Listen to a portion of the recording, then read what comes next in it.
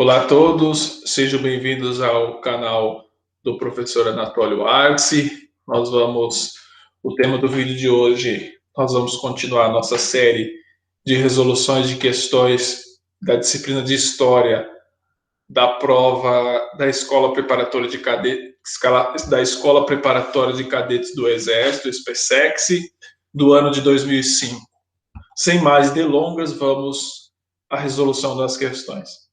A prova de História desse ano, ela começou pela questão 29, que traz a seguinte temática. Com a estreia em 2005 do filme Cruzada, novamente colocou-se em evidência diversos aspectos desse singular movimento medieval que colocou frente a frente o Ocidente e o Oriente. A respeito das cruzadas, é correto afirmar que essa questão, quando você analisa as alternativas, elas são alternativas que têm uma parte correta, então você tem que ir por eliminação. Então vamos analisar a alternativa A. Todas visaram libertar a Terra Santa do domínio muçulmano. Realmente, o pano de fundo, aquilo que os historiadores colocam como o principal motivo ou um dos principais motivos para as cruzadas, que começaram por volta lá de 1095 e foram até 1275, com a cruzada que não aconteceu, elas tinham um objetivo religioso realmente de combater o islamismo da Terra Santa. Houve um período em que realmente os muçulmanos foram expulsos de lá. Mas essa questão está errada pela generalização. Todas visaram libertar a Terra Santa. Então essa alternativa ela está errada. Foram movimentos religiosos, militares, sem interesse econômico. Essa questão está errada, gente. Essa alternativa está errada porque em história praticamente nenhum acontecimento ela está totalmente desprovida de interesse econômico. O interesse econômico ele está por trás de praticamente todos os acontecimentos históricos. Então, quando você vê um acontecimento histórico em que o avaliador coloca sem interesse econômico, ela já está errada. Causaram movimentos messiânicos, como a Jaquerie e o Nicolaísmo. Não tem relação. Não tem relação esses movimentos diretamente com as cruzadas. Permitiram a reaproximação das igrejas do Ocidente e do Oriente. O divórcio entre a Igreja Católica Romana e a Igreja Católica Ortodoxa, situada em Constantinopla e que embaseou o Império Bizantino, esse divórcio dado com a cisma do Oriente, ali no final do Império Romano do Ocidente, esse divórcio ele não terminou com as cruzadas. De fato, as cruzadas aproximaram um pouco, tá, em alguns aspectos, as duas igrejas, mas elas continuaram rivalizando no âmbito europeu, no concerto europeu. Ocorreram nos continentes africano, asiático e europeu. Essa questão é correta, ela está perfeita. Portanto, é letra E, 29, letra E, porque realmente as cruzadas foi um movimento que teve caráter militar, político, religioso e econômico, que ela se deu em 3 continentes, na Europa, na África e na Ásia, ou seja, ela movimentou bastante aquela região. Para aquele momento histórico, era algo extremamente grande, era um território extremamente grande. Bom, questão 30. Na questão 30, tem essa frase que ela foi tirada, esse trecho que foi tirado do livro de História Geral, Moderna e Contemporânea, do Alfredo Boulos Júnior. Ela diz o seguinte: conclamou todos os americanos a pegarem armas contra a Inglaterra e aprovou, em 4 de julho de 1776, a Declaração de Independência, cujo principal autor foi Thomas Jefferson. Quando você fala cujo principal autor foi Thomas Jefferson, de que da Declaração de Independência, você já tem que saber onde Thomas Jefferson estava quando ele fez essa Declaração de Independência em que ele conclamava os americanos a pegarem armas contra a Inglaterra. Isso não aconteceu no Tratado de Saint-Quentin, isso não aconteceu no Massacre de Boston, o Massacre de Boston é anterior a isso, não aconteceu no Encontro de Nova Amsterdã, que isso nem aconteceu nos Estados Unidos, falar bem a verdade, Não aconteceu no primeiro Tratado de Utrecht, porque isso é Tratado de Utrecht, é algo europeu. Aconteceu no segundo Congresso Continental, ou seja, esse segundo Congresso Continental, se não estou enganado, mas sim aconteceu lá, estou brincando com vocês, na Filadélfia, nos Estados Unidos. Então, a resposta correta, a alternativa correta é a da questão 30. Vamos à questão 31, uma questão muito interessante sobre o regime absolutista, e ela diz o seguinte: durante quase 3 séculos, a Europa viveu sob o regime absolutista, que possuía uma série de características particulares. Gente, tome muito cuidado com isso daqui. Vocês precisam saber realmente quais eram essas características, essas particularidades do regime absolutista. A respeito do absolutismo e seus antecedentes, é correto afirmar que... Vamos lá, gente. A questão alternativa A, ela vai trazer o seguinte: a Espanha foi a pioneira ao realizar a centralização monárquica sob o reinado de Carlos V, unindo as coroas de Castela e de Aragão. Essa alternativa ela está errada e já demonstra o seu erro na palavra pioneira. Pioneira é o que vem primeiro, certo? A Espanha não foi a primeira nação a centralizar uma monarquia, a ter uma monarquia centralizada. Foi Portugal, não foi a Espanha. E não foi sob o reinado de Carlos V essa centralização, essa união, melhor dizendo, a centralização se deu sim, basicamente no reinado de Carlos V, entre aspas, mas a união das coroas de Castela e Aragão, ela ocorreu por meio do casamento, certo, de Isabel de Castela e Fernando de Aragão, que foi uma aliança política feita pelos nobres na época para manter a unidade territorial da Espanha. A Espanha vivia um período complicado de invasão dos mouros, os mouros dominavam o sul ainda, e as coroas de Castela e Aragão precisaram se juntar para combater o islamismo, para combater os mouros que professavam a religião islâmica, e era do interesse do Papa na época, da Igreja, que esse casamento ocorresse, que a união dessas duas coroas ocorresse. Tanto é que Fernando, que era de Aragão, ele era chamado de Fernando o Católico, e Isabel de Castela era uma pessoa, era uma figura histórica conhecida pela sua devoção para com a Igreja Católica. Alternativa B: Portugal foi pioneiro, ou seja, primeiro na expansão colonial com a descoberta da América, em 1492 por Cristóvão Colombo. Até aqui, se essa questão acabasse aqui, ela estaria correta. Mas aonde que ela começa a se tornar errada? A descoberta da América. Não foi a coroa portuguesa que financiou a expedição de Cristóvão Colombo, que em 1492 chegou na América. Tanto é que Cristóvão Colombo tentou esse financiamento por meio da coroa de Aves, em Portugal, por meio de Portugal, e a coroa portuguesa se recusou. E os únicos que deram, naquele momento histórico, naquele período, ouvidos ao Cristóvão Colombo e financiaram a sua expedição, que era na época era um financiamento de risco, foi a coroa espanhola. Então essa questão dele está errada. A questão C, ela pode confundir bastante os desavisados, as pessoas que estão mais desavisadas, porque ela vai trazer o seguinte: a Guerra dos Condottieri permitiu que os estados italianos fossem unificados brevemente durante o papado de Júlio II. A União Italiana ela ocorreu apenas no século XIX, por meio da coroação de Vítor Emanuel I, se não me engano, em 1960. Ocorreu na década de 1960. Eu estou falando aqui de cabeça sem consultar os livros.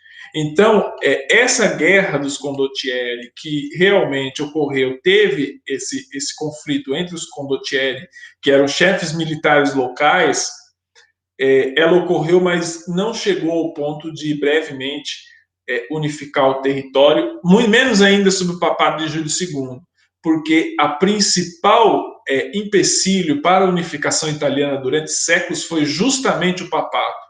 Justamente o papado via na unificação italiana como algo não interessante aos seus interesses, não interessante aos seus poderes.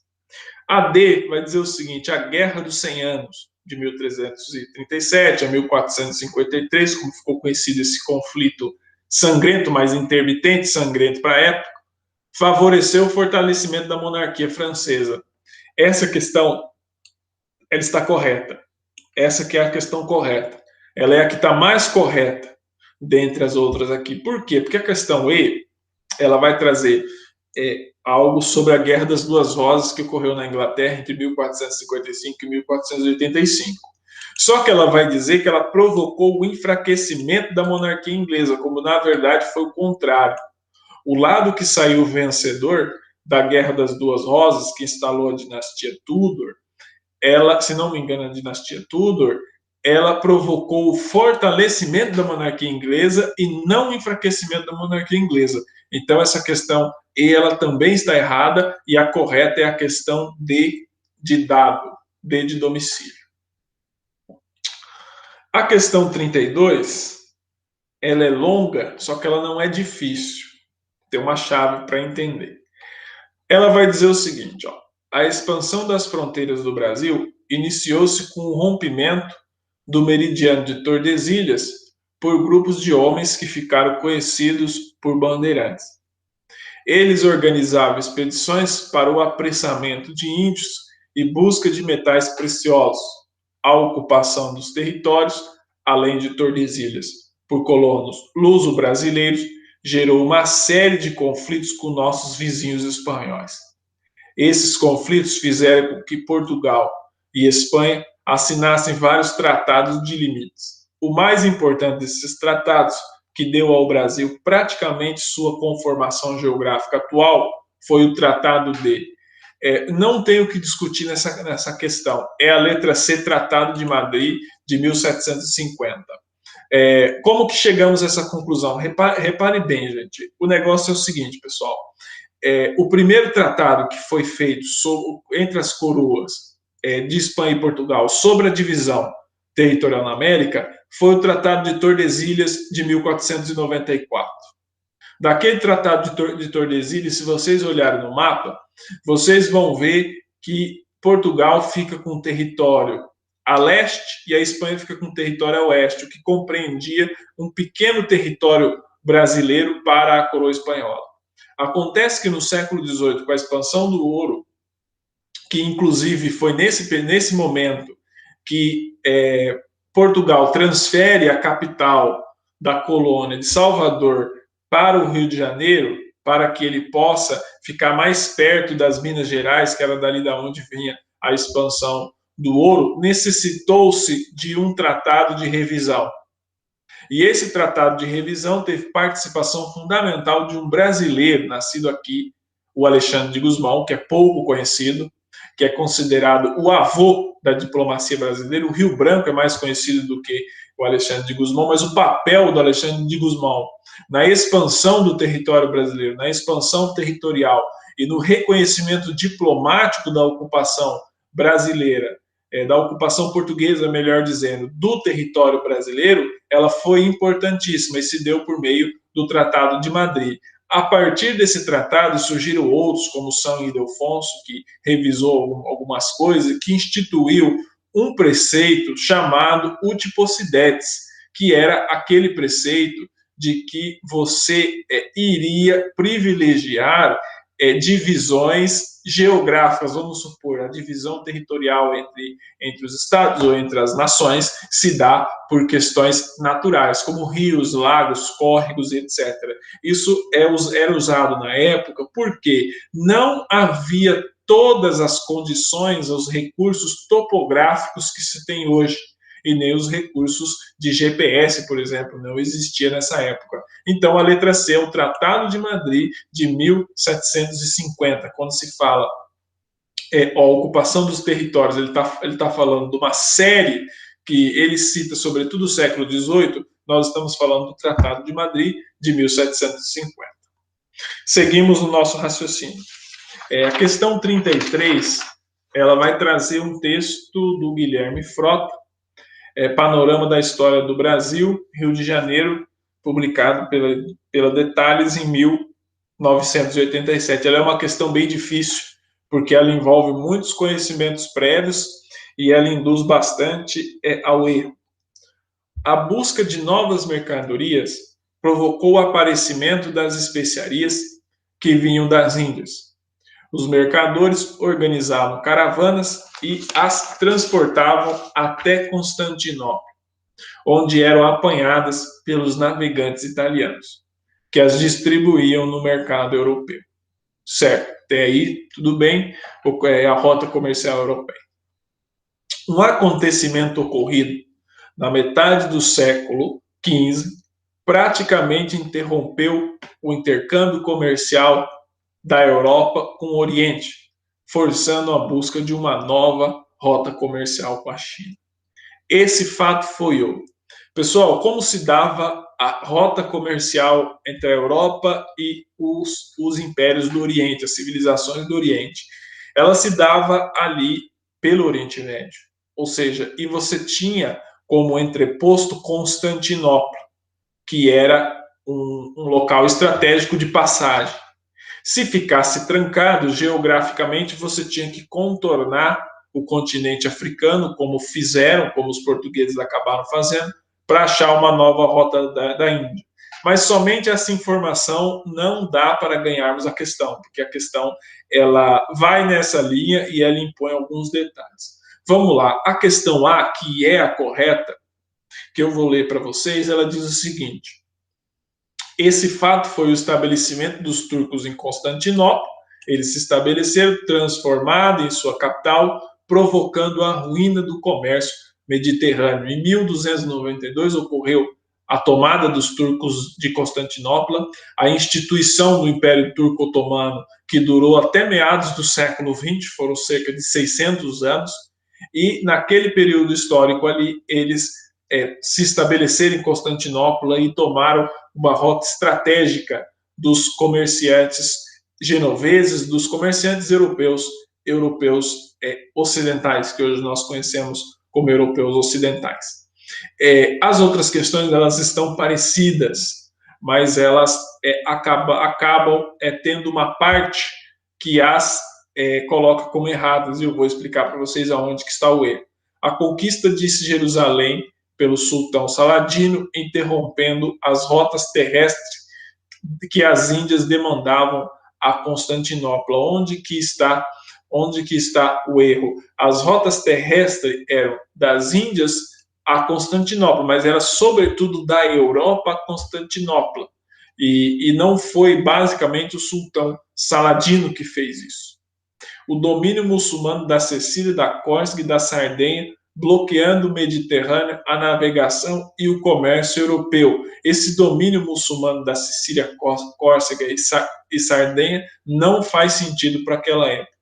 A peste negra que assolou a Europa e praticamente extinguiu a classe dos mercadores, privando o mercado europeu do comércio com o Oriente. A peste negra realmente, por volta de 1335, 1350, a peste negra ela dizimou 1/3 da população europeia. Ela dizimou praticamente 1/3 da população da Europa, sobretudo aquelas pessoas que estavam mais perto do mar Mediterrâneo, porque é onde tinha mais contato entre os outros povos, circulação de pessoas.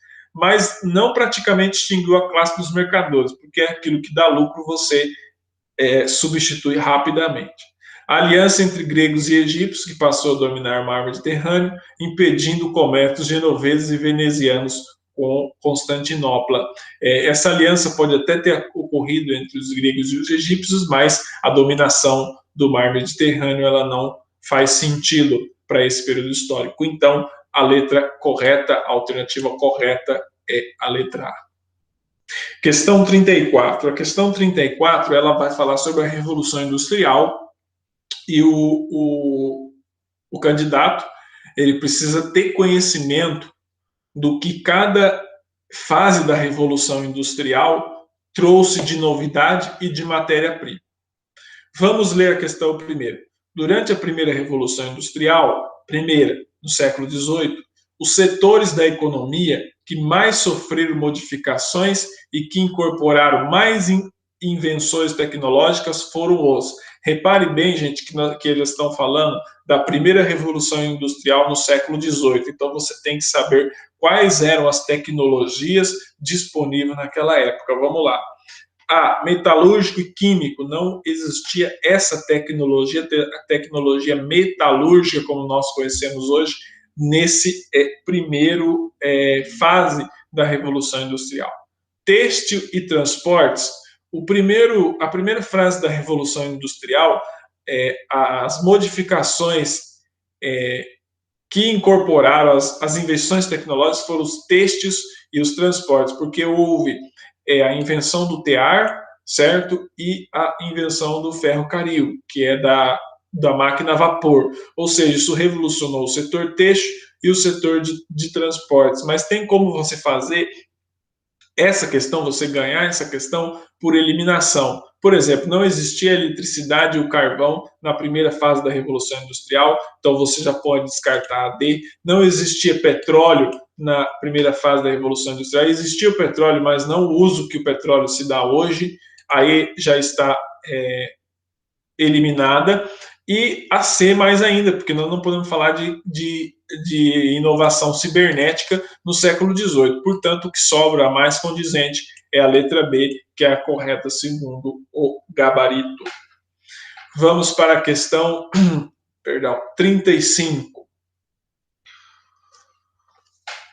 Durante o século XVI e XVII, a Inglaterra foi sacudida por lutas entre diferentes facções religiosas oriundas da Reforma Protestante.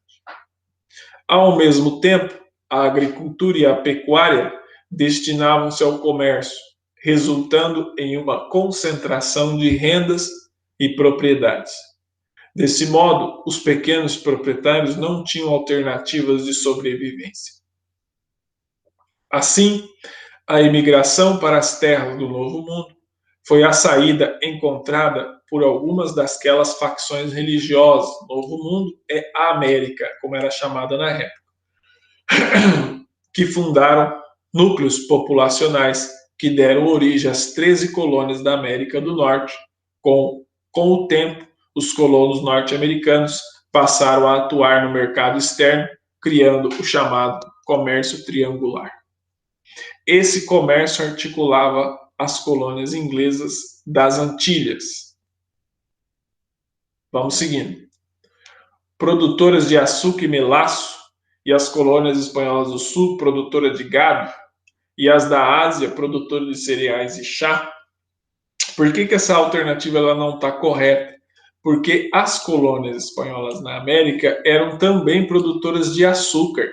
O gado para as colônias espanholas, que existia aqui, ela era muito mais para o consumo interno. Então, essa questão ela está errada. As Antilhas fornecedoras de escravos da África, fornecedoras de escravos, a África fornecedora de peles e manufaturados, essa questão ela já está errada, porque o fornecimento de escravo vinha da África. Ele não vinha das Antilhas, não eram as Antilhas que eram fornecedoras de escravo. Podia até o mercador, se ele tivesse dificuldade em comprar escravos vindo da África, ele poderia comprar um escravo já de segunda mão de algum senhor ali das Antilhas, mas o fornecedor de escravos era a África. E o Brasil, produtor de açúcar, metais e pedras preciosas, mas esse comércio triangular não se dava de fato com o Brasil. Então, essa questão ela está equivocada. As Antilhas, produtoras de manufaturados, principalmente tecidos, a Inglaterra, produtoras de máquinas, e a África, fornecedora de escravos. As Antilhas não produziam manufaturados e nem tecidos. Era a Inglaterra que produzia. Então, essa questão está errada. As Antilhas, produtoras de açúcar, metais e pedras preciosas. O Brasil, produtor de açúcar e gado. E a África, produtora de cereais, madeiras, peles, peixes secos, manufaturados, principalmente o rum. A África não produzia isso daqui. Como é que você vai produzir cereais na África? Pode ser que hoje tenha uma tecnologia para isso, mas naquela época, não. O continente africano é um continente muito quente. É uma área muito quente. Para você produzir cereais, você tem que produzir em climas temperados. Colônias inglesas, a E, que é a correta, por quê?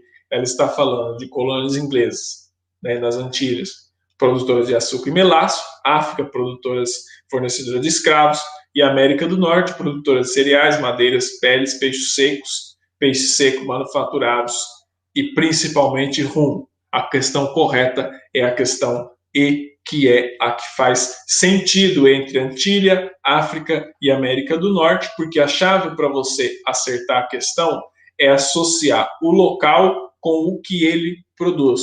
As Antilhas produzia o açúcar e o melaço, a África fornecia escravos e a América do Norte produzia cereais, madeiras, peles, peixe seco e manufaturados, principalmente o rum. Questão 36. Essa questão 36 ela é interessante, ela não é tão difícil. Você não precisa ter aquele conhecimento prévio e as alternativas elas não estão muito parecidas. Elas estão, ao contrário, bem diferentes. É uma verdade eterna, ele traz um texto do Montesquieu, do Espírito das Leis. É uma verdade eterna, 2 pontos. Qualquer pessoa que tenha poder, tende a abusar dele. Isso é verdade. Montesquieu estava muito iluminado quando ele escreveu isso daqui.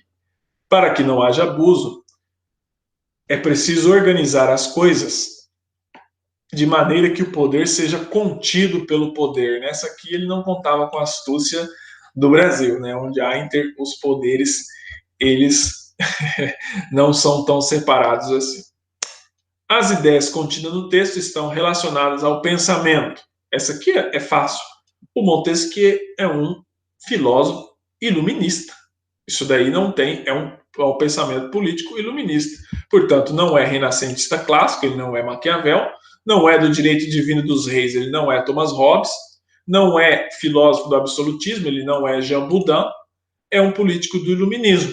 Ele também não é François Quesnay, que pensou o modelo fisiocrata. Portanto, a correta é a letra D, político do iluminismo. É um pensamento político do iluminismo. Essa não tem segredo. Vamos lá. 37. A 37 ela é uma questão complicadinha. Ela pode induzir o aluno ao erro. Mas eu vou ensinar a chave do entendimento dessas questões para vocês. O candidato, no caso, ao erro. Em tempos de globalização, antigas regiões americanas, africanas e asiáticas, que sofreram dominação europeia, buscam distanciar-se desse passado colonialista. Um exemplo é a cidade de Bombaim, na Índia, que mudou seu nome recentemente para Mumbai, em homenagem a uma deusa local. Certo? Sobre a expansão marítima europeia, certo? Expansão marítima europeia na Ásia rumo ao Oriente, é correto afirmar que regiões na Índia e nas Filipinas foram dominadas pela Espanha? Nas Filipinas, sim, mas na Índia, não. Então, essa alternativa está errada. A Espanha não dominou regiões na Índia, dominou regiões na Filipina. Inclusive, as Filipinas eram de domínio espanhol, depois os norte-americanos tomaram. É correto afirmar que regiões na Índia e na China foram dominadas por Portugal. Vamos lá.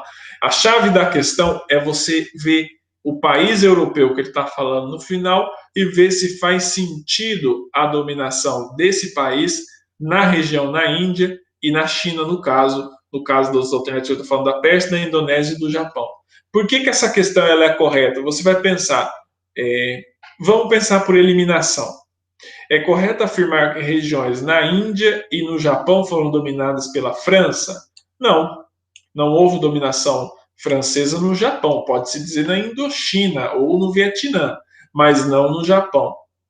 É correto afirmar que regiões da Índia e da Indonésia foram dominadas pela Inglaterra? Da Índia, sim, mas da Indonésia, nem tanto.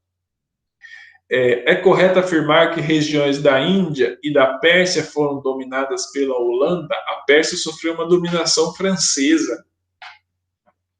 E a Holanda pode até teve, na verdade, influência na Índia, mas não na Pérsia.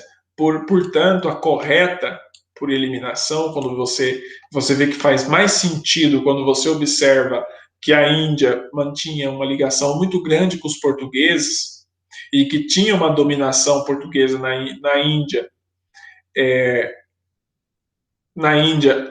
antes do domínio inglês tomar ali, da Companhia das Índias na Inglaterra, também Portugal dominou uma região da China, que é de Macau, que até hoje fala português, é uma região da China que fala português, que é a região de Macau. Portanto, é a letra D, questão B de bola. Questão 37 é a B de bola. Vamos para a questão 38. A questão 38 traz esse seguinte poema, esse seguinte verso. Esse seguinte poema, na verdade, é uma estrofe. Quem viver em Pernambuco há de ser enganado, que há de ser cavalcante ou há de ser cavalgado. Quem for para Pernambuco, leve contas para rezar. Pernambuco é purgatório, onde a gente vai penar. Quadrinhos populares da época. Que época ele está se referindo? 1848.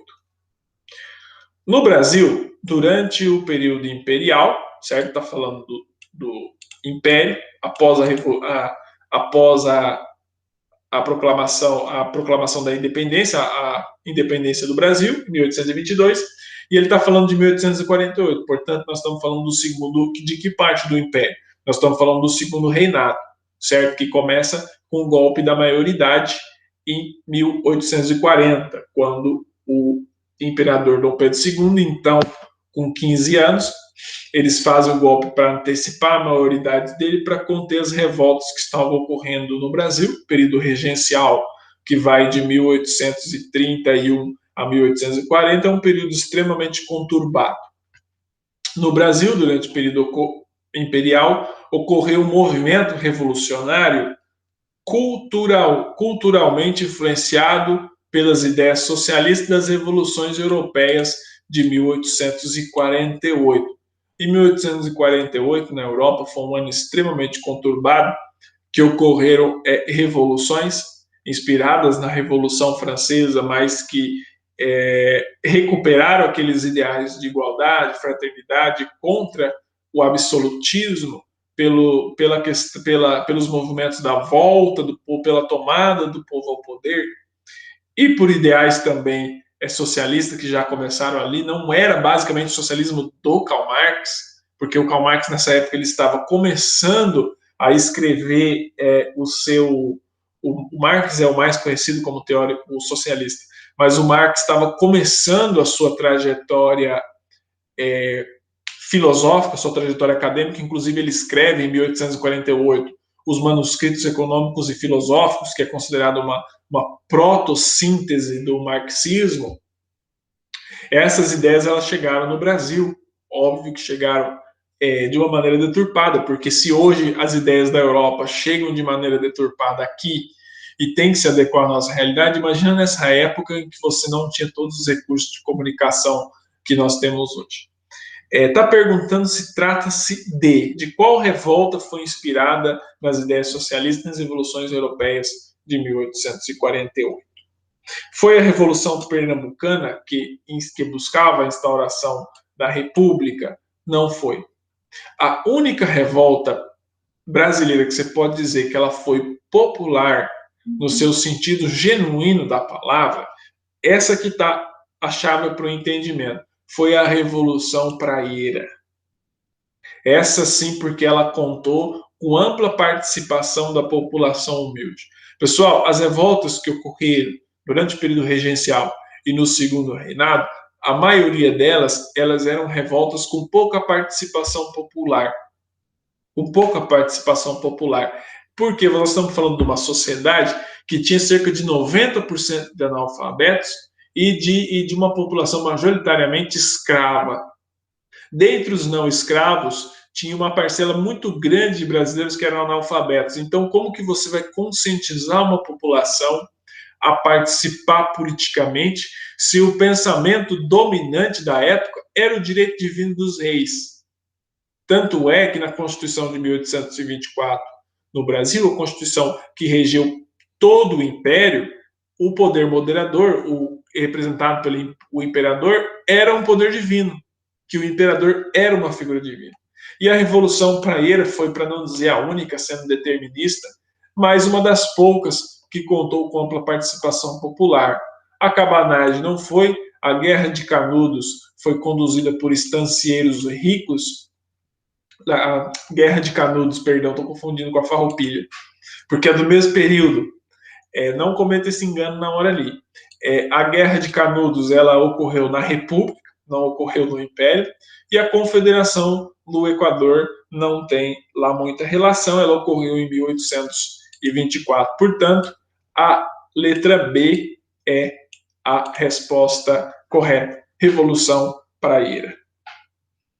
A questão 39, ela traz um texto de Antônio Pedro, História Geral, publicada em 1995, na página 203. E ela diz o seguinte: a Revolução Francesa foi a culminância de vários processos revolucionários e também a mais importante revolução ocorrida em toda a história mundial contemporânea, com exceção da Revolução Francesa de 1917.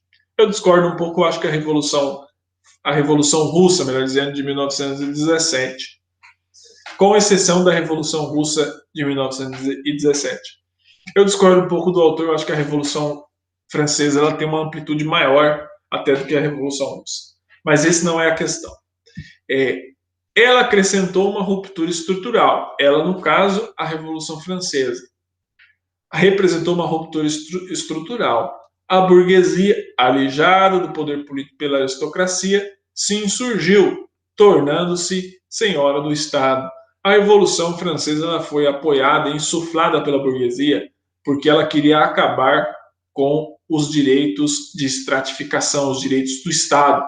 Ou seja, havia uma parte da burguesia francesa que tinha dinheiro, mas não tinha poder político, porque os altos cargos no aparelho de Estado eles estavam reservados aos nobres, e muitos burgueses eram ignorantes. Inclusive tinha uma frase naquela época que eles diziam: você tem dinheiro, mas você não tem finesse. Então eles resolveram insuflar uma revolução para mudar as coisas, e uma revolução que acabou por um breve período, pondo fim ao absolutismo francês.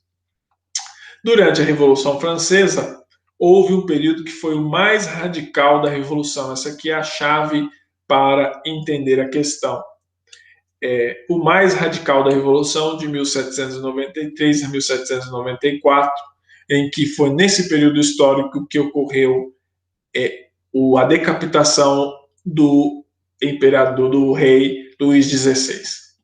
Cerca de 42 mil pessoas acusadas de traição foram guilhotinadas a mando de Robespierre, inclusive o Luís XVI. Esse episódio faz alusão ao período do ou da. Esse período, gente, olha como que você não precisa nem fazer por eliminação, você já acerta sabendo como que esse período ele é denominado na historiografia. Esse período é denominado como o terror. Ele é conhecido como o terror. Por quê?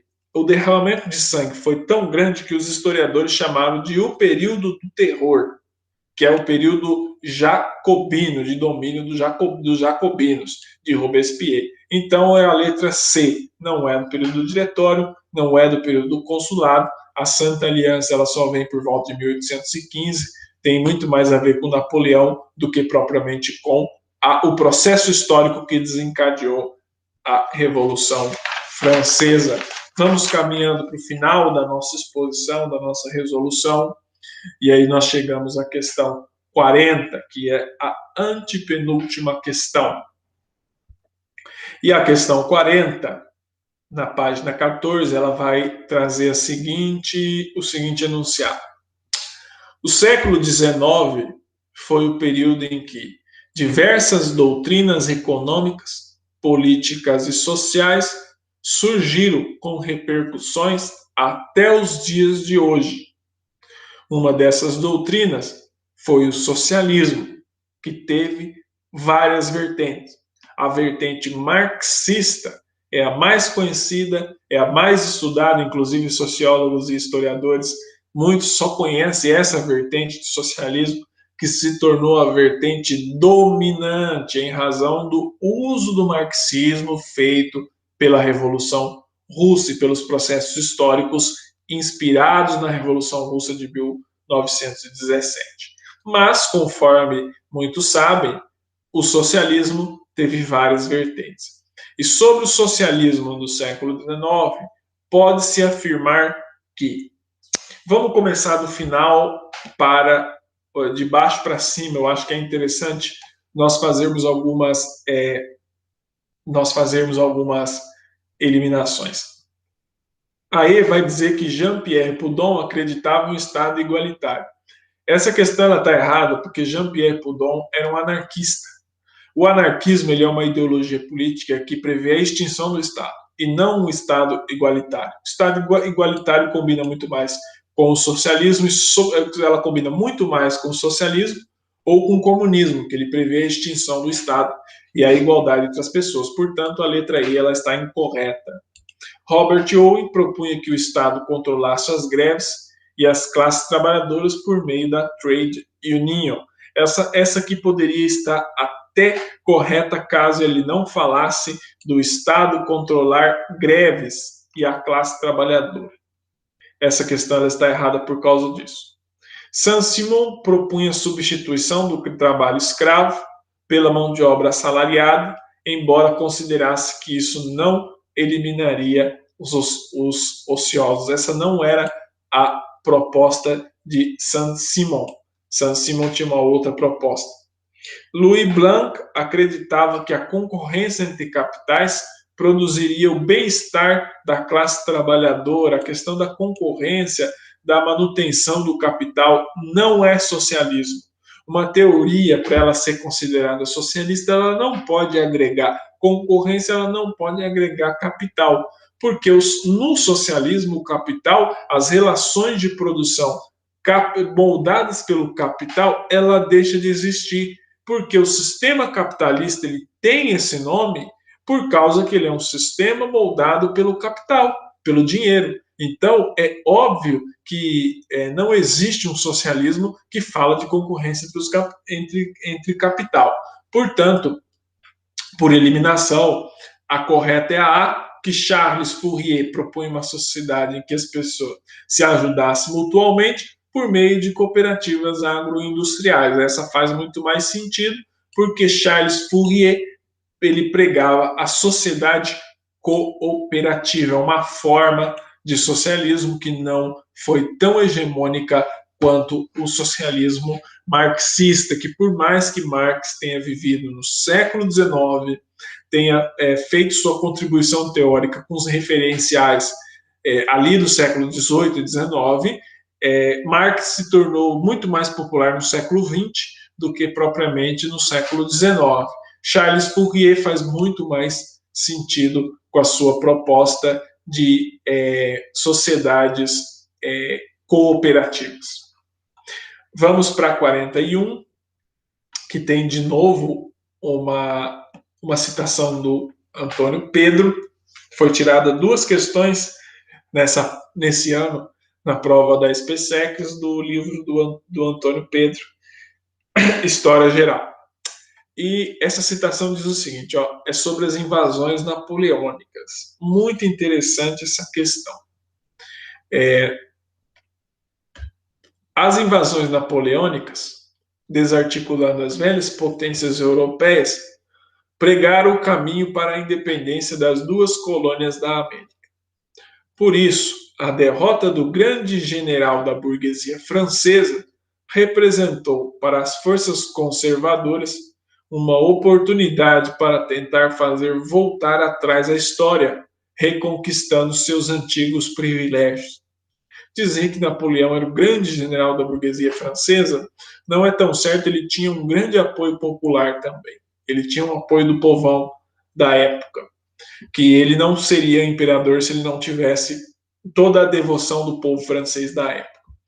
Mas o antigo regime estava em decadência e o capitalismo passava da fase mercantilista para a fase liberal. A independência das colônias latino-americanas era, portanto, inevitável, pois o antigo regime já não tinha condições de manter o pacto colonial. Olha que interessante essa colocação do Antônio Pedro.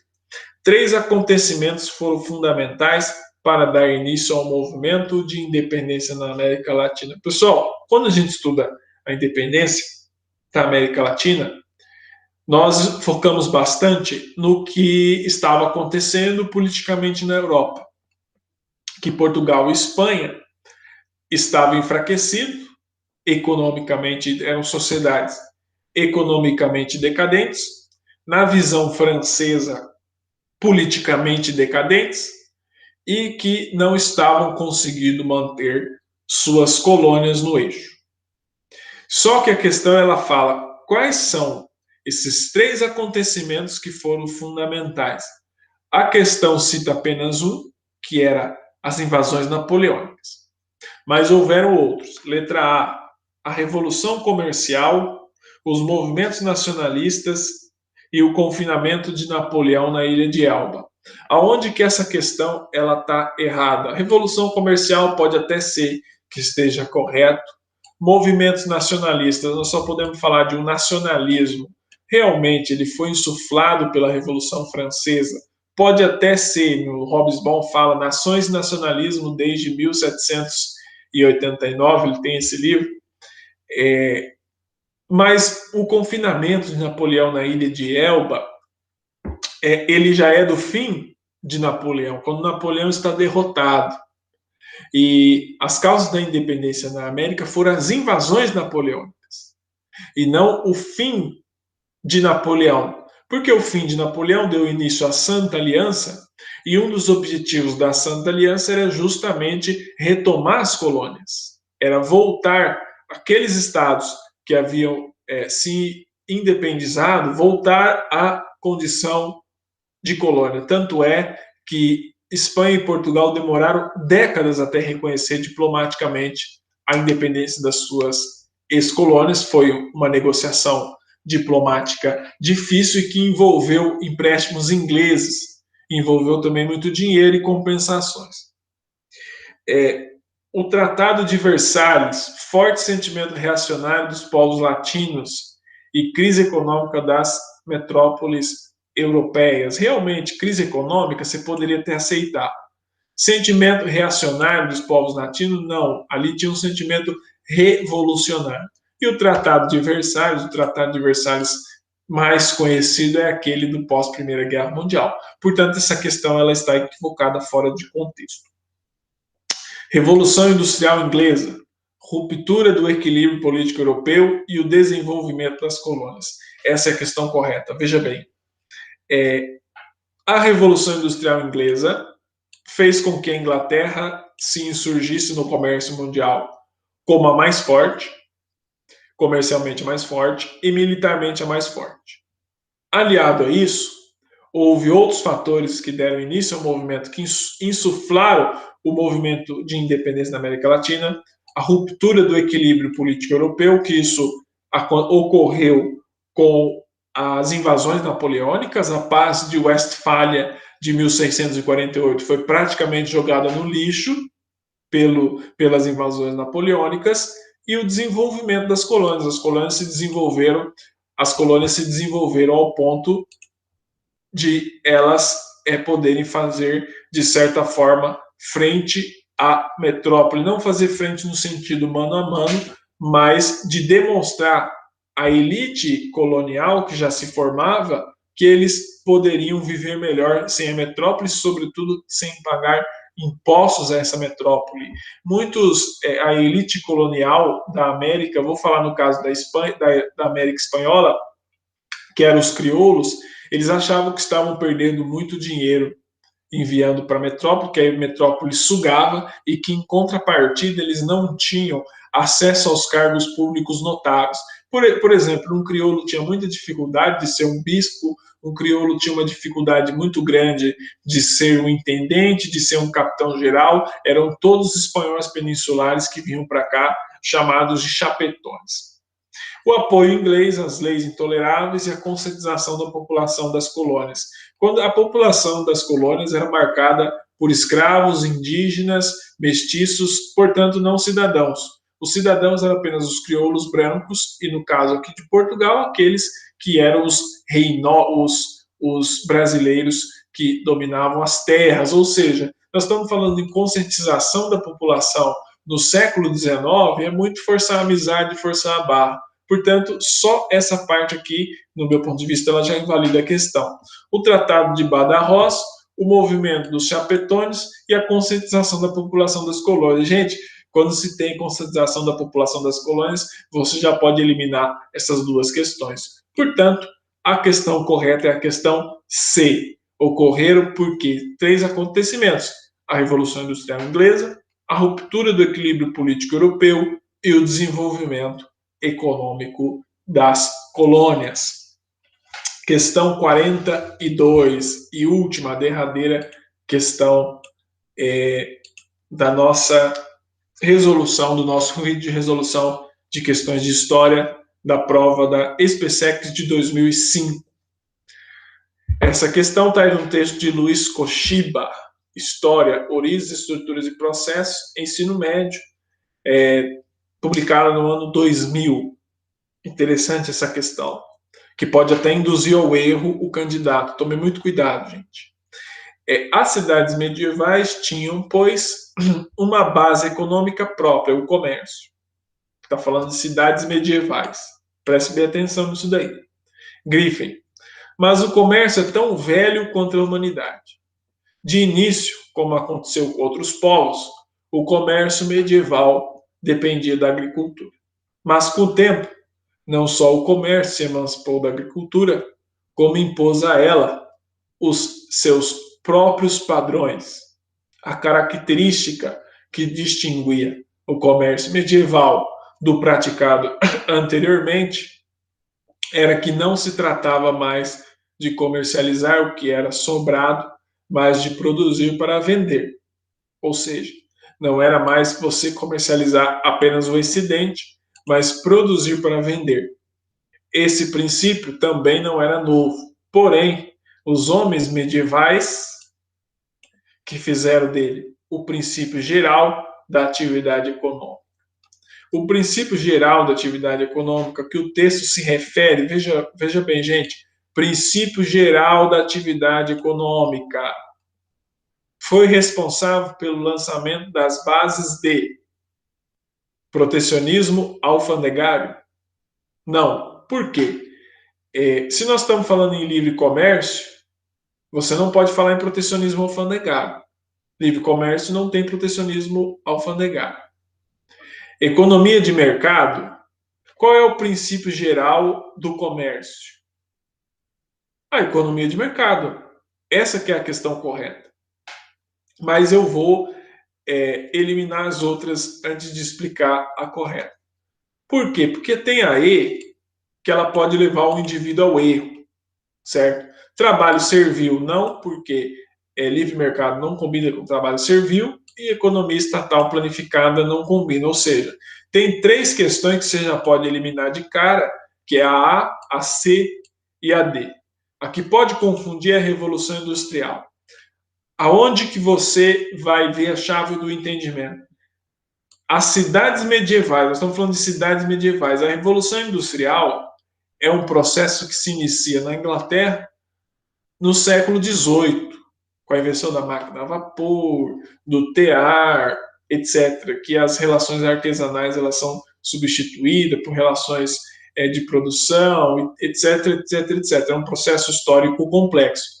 Mas não teve início nas cidades medievais, na questão do comércio. Então, pode-se eliminar a Revolução Industrial. Não tem como falar em Revolução Industrial nas cidades medievais. Aí você poderia questionar, mas professor, essa questão pode te levar ao erro, como que você tem certeza que é livre mercado? A Revolução Industrial é um processo histórico, ela não é um princípio geral da atividade econômica. Ela influenciou certamente na mudança na atividade econômica, influenciou no comércio, influenciou em muita coisa. Mas o princípio geral da atividade econômica, que é o comércio, é a economia de mercado. Portanto, a correta é a letra B, certo? terminamos por aqui. Bom, nós voltamos com outros